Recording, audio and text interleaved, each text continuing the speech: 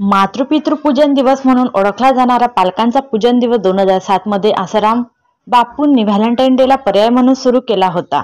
Valentine day म्हणजे केवळ प्रेमी युगलांचाच दिवस असतो असे नाही। या दिवशी अनेक धार्मिक संघटना मातृपितृ दिवस साजरा करतात। माता पिता आजी आजोबांना आपल्याकडून काहीच नको असते, त्यांना फक्त संवाद, घट्ट नाते, प्रेम हवे असते। त्यांना आपण थोडा वेळ देऊन त्यांच्याशी सुसंवाद साधायला हवा, तरच प्रेमाची वृद्धी होते व कुटुंब प्रसन्न राहते, असे प्रतिपादन कार्यक्रमाचे प्रमुख अतिथी व आदर्श हायस्कूलचे माजी मुख्याध्यापक जग्यासी यांनी समाज बांधवांना केले। भुसावळातील सिंधी कॉलनी येथील कौराम चौक परिसरात मातृपितृ व आजी आजोबा दिन साजरा करण्यात आला। योग वेदांत सेवा समिती यांच्या विद्यमाने या कार्यक्रमाचे आयोजन करण्यात आले होते। या प्रसंगी समाज बांधव अशोक मनवानी, बिरजू आहुजा, हरमन आहुजा, संतोष तलरेजा, सेवक दर्डा, बोरोले काका, जयंत फालक, महिला मंडळ व साधक परिवार उपस्थित होते।